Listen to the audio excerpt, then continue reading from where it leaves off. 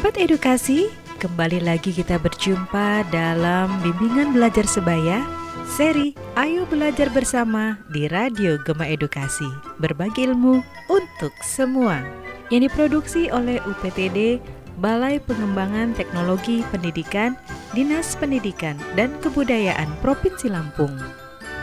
Kali ini, kita akan membahas mata pelajaran kimia.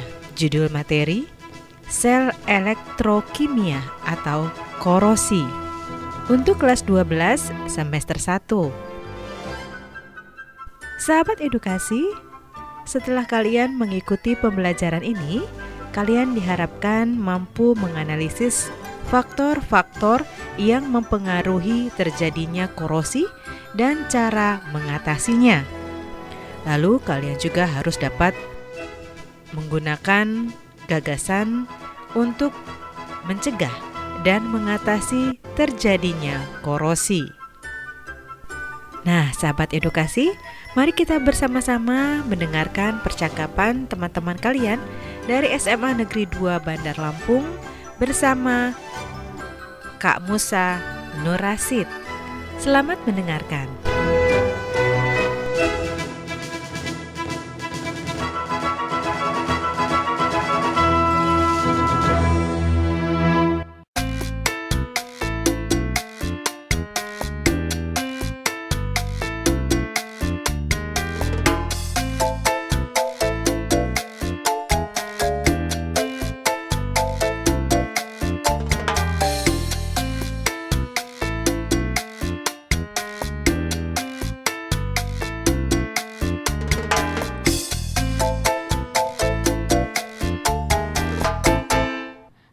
Noval, kamu udah dengar belum berita tentang pesawat jatuh?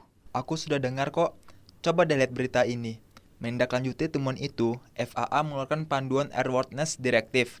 Isinya meminta pemeriksaan tambahan pada semua Boeing 777 di seluruh dunia agar dilakukan selama perawatan rutin. Pemeriksaan tersebut harus dilakukan berulang kali untuk memeriksa adanya retakan, korosi di kulit badan pesawat. Wah, ternyata pesawat yang sering jatuh akibat korosi ya, jadi retak. Bahaya juga ya korosi itu. Assalamualaikum. Waalaikumsalam. Kalian lagi apa? Sepertinya ada yang sedang dibahas serius nih. Iya kak, ini berita pesawat jatuh. Nah, gini Kak, ternyata korosi itu bisa menyebabkan pesawat jatuh. Kok bisa ya? Gara-gara korosi pesawat bisa jatuh? Katanya bisa patah badan pesawatnya. Wah, betul. Korosi bisa membunuh secara perlahan-lahan. Kayak ikan rokok aja kak. Baiklah, kita coba bahas ya mengenai korosi. Iya kak. Materi korosi ini adalah bagian internal dalam sel elektrokimia, yaitu materi kelas 12 semester 1. Baik buat semua sahabat Radio Gema Edukasi, dalam bahasa sehari-hari, korosi dikenal dengan perkaratan. Karat adalah sebutan bagi korosi pada besi. Padahal, korosi merupakan gejala destruktif yang mempengaruhi hampir semua logam. Besi adalah salah satu dari banyak jenis logam yang mengalami korosi. Korosi ini dikenal merugikan karena bersifat merusak logam dan membahayakan. Oleh karena itu, dengan pentingnya mempelajari pencegahan korosi. Iya betul juga, korosi ada di sekitar kita. Bagaimana ya cara mencegahnya? Nah, sebelum ke sana, kita lihat teorinya dulu. Baik Kak. Korosi adalah merupakan proses perubahan logam menjadi senyawa, terutama terjadi di dalam lingkungan yang mengandung air, atau peristiwa teroksidasinya suatu logam oleh gas oksigen di udara. Jadi syaratnya ada oksigen dan air. Lingkungannya juga. Komponen utamanya memang adalah udara dan air penyebab korosi. Salah satu contoh korosi adalah korosi pada besi yang disebut dengan karat besi. Besi yang mengalami korosi membentuk karat itu punya rumus. Namanya rumusnya adalah Fe2O3 titik X H2O. Besi bertindak sebagai pereduksi atau oksidasi, dan oksigen yang terlarut dalam air itu akan bertindak sebagai pengoksidasi atau reduksi. Oh, jadi rumus karat besi itu Fe2O3 titik XH2O. Betul. Ada nggak persamaan reaksinya? Ada dong, kan korosi termasuk reaksi kimia. Nih kita lihat persamaan reaksinya ya pada besi. Di anodenya adalah reaksinya Fe2+ plus 2 elektron menjadi Fe. Dan di katodenya 2H2O menjadi O2 plus 4H plus 4 elektron. Jadi korosi itu adalah kerusakan atau degradasi logam akibat reaksi redok antara suatu logam dengan berbagai zat di lingkungannya yang menghasilkan senyawa yang kita tidak kehendaki. Nah, dalam kehidupan sehari-hari, korosi disebut perkaratan. Apa ya cirinya korosi? Ada karat ya? Yuk kita simak ya. Salam edukasi. Karat logam umumnya berupa oksida atau karbonat. Rumus kimia karat besi tadi adalah Fe2O3 titik NH2O. Suatu zat padat yang berwarna coklat merah. Korosi merupakan proses elektrokimia. Oh, jadi kalau besi ada warnanya kemerahan atau coklat, Itu tandanya ada karatan. Ya, betul sekali. Warnanya coklat ke merah-merahan. Nah, sekarang kita lihat penyebabnya. Ya, Kak. Penyebab korosi ini ada beberapa faktor. Dari lingkungan meliputi tingkat pencemaran udara, suhu, kelembaban, keberadaan zat-zat kimia yang bersifat korosif, dan sebagainya.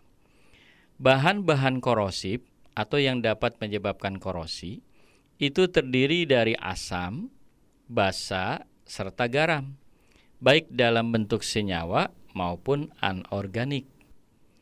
Penguapan dan pelepasan bahan-bahan korosi ke udara itu yang dapat mempercepat proses korosi. Udara dalam ruangan yang terlalu asam atau basa dapat mempercepat proses korosi peralatan elektronik yang ada di dalam ruangan tersebut. bahan-bahan korosif itu apa aja sih, Kak? Ya, bahan-bahan korosif ini kayak fluor, hidrogen fluorida, beserta senyawa-senyawanya yang dikenal sebagai bahan korosif. Wah, banyak juga ya penyebab korosi itu. Berarti ada udara, suhu, kelembaban, keberadaan zat-zat yang bersifat korosif, terus suasana asam, basa, serta garam. Ya, jadi kalian sudah tahu kan kalau menyimak tadi bahwa banyak sekali faktor yang menyebabkan terjadinya korosi. Ya, Kak. Lanjut, Kak, prosesnya gimana? Yuk kita lihat.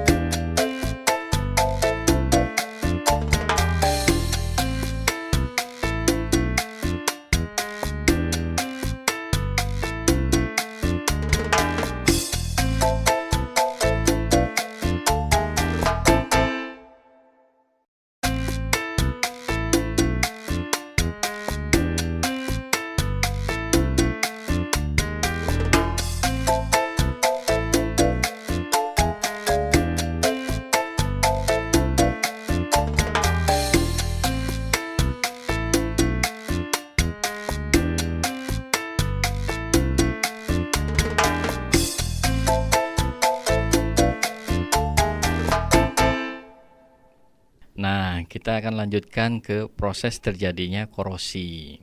Korosi atau perkaratan merupakan fenomena kimia pada bahan-bahan logam yang pada dasarnya merupakan reaksi logam menjadi ion pada permukaan logam yang kontak langsung dengan lingkungan berair dan oksigen. korosi logam melibatkan proses anodik, yaitu oksidasi logam menjadi ion dengan melepaskan elektron ke dalam atau permukaan logam.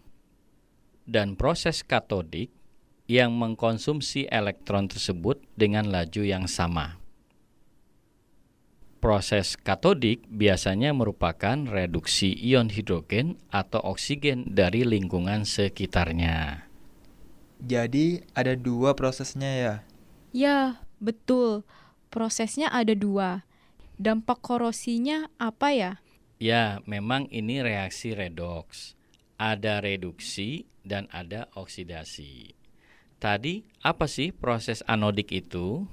Proses anodik itu merupakan proses oksidasi logam menjadi ion dengan melepaskan elektron ke dalam permukaan logam. Ya, betul. Lalu proses katodik gimana? Kalau proses katodik merupakan reduksi ion hidrogen atau oksigen dari lingkungan sekitarnya. Ya, itulah yang namanya proses terjadinya korosi. Ada proses reduksi, ya, atau yang namanya katodik, ada proses oksidasi, namanya adalah anodik. Itu nama lainnya. Lalu Kak, apa ya dampak korosi itu? Ya, selanjutnya dari proses, kita akan masuk ke dampaknya dari korosi. Karatan adalah logam yang mengalami kerusakan berbentuk ropos. Sedangkan bagian logam yang rusak dan berwarna hitam kecoklatan pada baja, itulah yang disebut dengan karat. Korosi hanya bisa dikendalikan atau diperlambat lajunya, sehingga memperlambat proses perusakannya. Nah, dilihat dari aspek elektrokimia, korosi itu merupakan proses terjadinya transfer elektron dari logam ke lingkungannya. Nah, sekarang kalau kita lihat dari kerugiannya langsung adalah berupa terjadinya kerusakan pada peralatan-peralatan, kerusakan pada permesinan, dan struktur bangunan. Sedangkan kerugian yang tidak langsung itu akan berupa terhentinya aktivitas produksi karena terjadinya penggantian peralatan yang rusak akibat korosi. Kehilangan suatu produk akibat adanya kerusakan pada kontainer, misalnya tangki bahan bakar atau jaringan pipa air bersih atau minyak mentah, terakumulasi produk korosi pada alat penukar panas dan jaringan perpipaannya akan menurunkan efisiensi perpindahan panas dan lain sebagainya. Wah, dampaknya luar biasa ya, bisa merusak sistem yang berjalan. Kalau pabrik bisa rugi dong kalau tidak beroperasi. Ya, makanya di dalam proses perjalanannya, suatu perusahaan itu memerlukan perawatan dan pencegahan agar tidak terjadi korosi. Ya pastinya harus dicegah dan dirawat. Ya, itulah yang kita perlukan untuk mencegah terjadinya korosi. Lalu, bagaimana cara mencegahnya, Kak? Nah, kita memang perlu tahu bagaimana cara mencegahnya terjadinya proses korosi. Prinsip sederhananya adalah menutup jalan masuk dan kontak antara permukaan besi dengan air dan udara. Caranya sih bisa bermacam-macam. Misalnya nih, dengan cara pengecatan atau dengan cara melapisi besi dengan bahan-bahan lain seperti krom, nikel, penyepuhan atau nama lain dari penyepuhan adalah galvanisasi. Ada juga logam yang dibentuk dari campuran besi sedemikian rupa namun tetap kuat. Itu yang disebut dengan namanya stainless steel atau baja tahan karat. Biasanya itu digunakan untuk pisau, alat-alat dapur, atau alat-alat kedokteran atau alat-alat kesehatan. Cara lainnya adalah dengan apa yang disebut dengan proteksi katodik, yaitu melindungi benda besi dari karat dengan menjadikannya benda itu sebagai katode. Secara sederhana bisa dijelaskan bahwa sebatang besi akan lebih mudah terkena karat dibandingkan tembaga. Maka dengan menempelkannya besi pada sebuah tembaga mengakibatkan karat yang muncul akan terserap menuju besi, bukan mengarah ke tembaga. Cara ini biasanya digunakan untuk jalur pipa yang panjang, menara tinggi, dan juga mulai dikembangkan dalam teknologi pencegah karat di kendaraan mobil. Misalnya, menara antena terbuat dari besi kan? Iya, Kak. Nah, lalu kenapa mereka tidak bisa berkarat? Nah, itu loh disebabkan karena setiap beberapa waktu selalu dicat ulang atau pengecatan dan tidak menyisakan tempat bagi udara dan air bertemu dengan permukaan besi untuk membentuk karat. Oh, jadi mencegahnya macam-macam ya? Bisa dengan dicat atau dilapisi dengan logam lain. Artinya stainless steel itu dengan cara dilapisi ya untuk mencegah korosi. Ya, betul itu. Nah, penanganan untuk mencegah korosi ini memang banyak caranya. Kalau logam yang digunakan pada pipa besi, ya, untuk air ledeng di dalam tanah, itu digunakan cara proteksi katodik.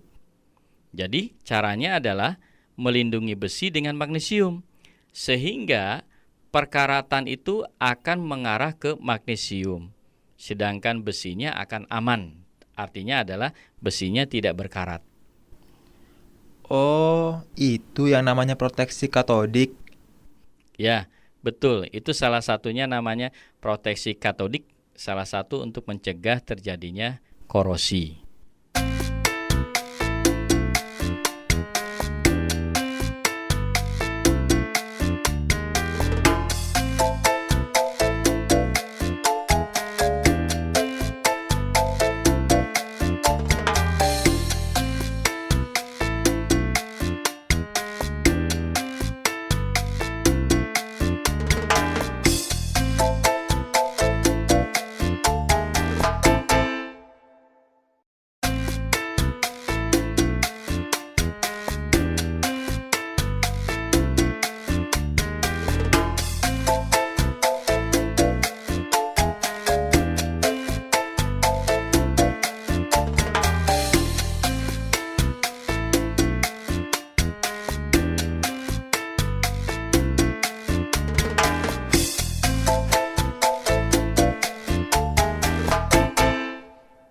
Baik, sahabat edukasi, tadi kita sudah membahas tentang pengertian korosi, penggolongan korosi, ya, dampak dan penyebab dari korosi tersebut. Nah, kita akan coba tanya jawab ya mengenai materi korosi ini, biar nanti kita simpulkan secara bersama-sama. Coba di antara adik-adik, yang pertama apa sih kira-kira yang dimaksud dengan sel elektrokimia?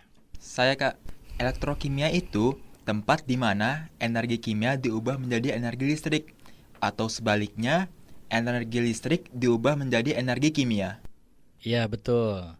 Di mana sel elektrokimia ini ya akan dibedakan menjadi sel volta dan sel elektrolisis. Nah, tadi kita kan sudah bahas tentang korosi ya. Siapa yang bisa menjelaskan tentang korosi? Kalau setahu saya, korosi logam itu adalah reaksi redoks spontan yang bersifat cukup kompleks dan dapat dipahami dengan konsep sel elektrokimia. Iya, jadi di dalam sel elektrokimia itu ada yang dinamakan sebagai reaksi reduksi dan reaksi oksidasi. Nah, kira-kira korosi ini selalu bersifat merugikan tidak ya? Kalau yang saya lihat, pada dasarnya korosi adalah perusakan logam. Akan tetapi, lapisan oksida yang terbentuk tidak selalu merugikan. Sebagai contoh, pada korosi logam aluminium, lapisan oksida yang terbentuk bersifat kuat dan padat, sehingga melindungi logam aluminium dari proses korosi lebih lanjut. Ya, jadi korosi ini ya jelas merugikan sebenarnya, tetapi kita harus bisa mencegah, ya, mencegah agar tidak terjadi korosi. Korosi itu seperti apa sih? Korosi disebut juga sebagai sel elektrokimia di alam. Nah, berdasarkan pernyataan tersebut, ya, logam yang terkorosi ada anode dan ada katode. Siapa yang bisa menjelaskan bagian anode dan katode pada sepotong besi yang terkorosi? Nah, pada udara lembab, besi cenderung terkorosi terutama pada daerah yang tergores atau bengkok. Daerah demikian disebut anode, sedangkan daerah lainnya pada besi berfungsi sebagai katode. Ya, jadi anodenya adalah besi, ya, yang mengalami reaksi reduksi, sedangkan katodenya adalah air yang mengalami reaksi Katode. oksidasi. Ya, pada besi itu mengalami reduksi, ya, sedangkan pada air itu yang mengalami oksidasi. Lalu apa sih faktor yang dapat menyebabkan korosi? Seperti yang kita dengar tadi, faktor-faktor yang dapat menyebabkan korosi adalah kandungan H2O dan O2, pH, suhu, keberadaan zat pengotor, elektrolit, dan konsentrasi galvanic coupling, dan faktor metalurgi. Ya, jadi faktor yang dapat menyebabkan korosi ini banyak. Yang diutamakan adalah kandungan air dan oksigen. Ya, betul. Lalu metode apa sih yang biasanya untuk melindungi materi terhadap korosi? Biasanya ada 3 metode yang digunakan. Pertama, yaitu menggunakan lapisan pelindung untuk mencegah kontak langsung dengan H2O dan O2. Nah, yang kedua, menggunakan perlindungan katode, dan yang ketiga, menggunakan perlindungan anode. Ya, jadi ada perlindungan katode, ada perlindungan anode, dan ada juga perlindungan langsung, ya, untuk mencegah kontak langsung dengan air dan oksigen.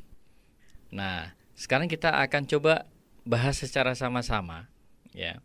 Teknik apa saja sih yang akan melindungi korosi, ya, dengan menggunakan lapisan pelindung. Misalnya nih, kalau saya menggunakan metode dengan cara pengecatan, ya, seperti apa? Biasanya, cat mencegah kontak langsung logam besi dengan O2 dan H2O. Hanya saja, jika zat tergores atau terkelupas, maka korosi mulai terjadi dan dapat menyebar di bawah cat yang masih utuh.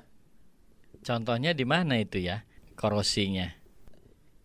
Biasanya, penggunaan metode tersebut digunakan pada kapal, jembatan, dan mobil. Ya. Lalu kalau menggunakan lapisan oli gemuk atau oli bekas itu untuk apa? Lapisan oli dan gemuk mencegah kontak langsung besi dengan O2 dan H2O dan harus dioleskan secara berkala. Nah, contoh penggunaannya itu di bagian penggerak dari mesin seperti mesin mobil. Oke, bagus ya. Nah, sekarang kalau dilihat untuk lapisan plastik, bagaimana penggunaannya? Penggunaan lapisan plastik biasanya untuk mencegah kontak langsung besi dengan O2 dan H2O. Hanya jika plastik terkelupas, korosi mulai terjadi.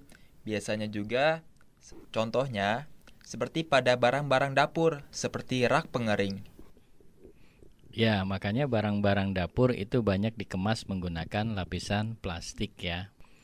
Nah, di sini juga ada yang kita kenal dengan stainless steel ya, yaitu menggunakan pelapisan krom. Bagaimana tuh penggunaannya? Biasanya lapisan krom itu digunakan pada ketel dan stang sepeda. Nah, lapisan krom dapat mencegah kontak langsung logam dengan O2 dan H2O. Ya, artinya untuk mencegah kontak langsung dengan oksigen dan H2O cukup dilapisi dengan krom. Nah, di dalam proses untuk mencegah korosi, kita mengenal juga ada istilah namanya galvanisir atau pelapisan ZN. Ada yang bisa menjelaskan? Pelapisan ZN itu biasanya pada besi penopang untuk konstruksi bangunan dan jembatan. Caranya, lapisan ZN dapat mencegah kontak langsung logam dengan O2 dan H2O. Di samping itu, ZN yang teroksidasi menjadi ZnOH2 dapat bereaksi lebih lanjut dengan CO2 di udara, membentuk lapisan oksida ZnOH2 titik XZnCO3 yang sangat kuat. Apabila lapisan Zn tergores, Zn masih dapat melindungi besi karena Zn lebih mudah teroksidasi dibandingkan besi. Ya, itu pada jembatan ya, pada konstruksi bangunan itu yang menggunakan istilah pelapisan Zn. Nah, sekarang ada juga namanya selain pelapisan Zn, ada juga pelapisan Sn atau pelapisan timah. Seperti apa itu? Biasanya pelapisan SN ini digunakan dalam kaleng makanan. Lapisan SN dapat mencegah kontak langsung logam dengan O2 dan H2O. Akan tetapi, SN kurang reaktif dibandingkan Fe. Jadi, apabila lapisan SN tergores, maka besi di bawahnya mulai terkorosi. Ya, bagus ya. Jadi kalian sudah tahu ya bagaimana mencegah yang namanya korosi dan cara melapisi Zn. Gimana materi kesempatan kali ini? Menarik tidak? Luar biasa, Kak. Ya, dan semoga materi ini bermanfaat buat semua sahabat edukasi ya. Dan semoga bermanfaat buat sahabat edukasi. Demikian materi yang Kakak sampaikan pada saat ini. Selamat beraktivitas. Salam sains, salam Gema Edukasi.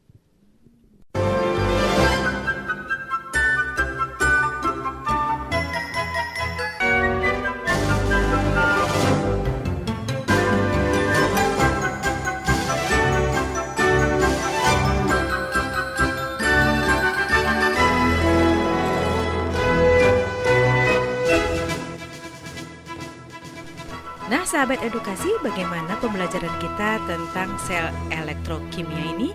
Mudah-mudahan pembelajaran tadi dapat bermanfaat. Dan dari gedung UPTD, Balai Pengembangan Teknologi Pendidikan, Dinas Pendidikan dan Kebudayaan Provinsi Lampung, Radio Gema Edukasi berbagi ilmu untuk semua. Mengucapkan terima kasih atas perhatiannya dan sampai jumpa pada pembelajaran berikutnya.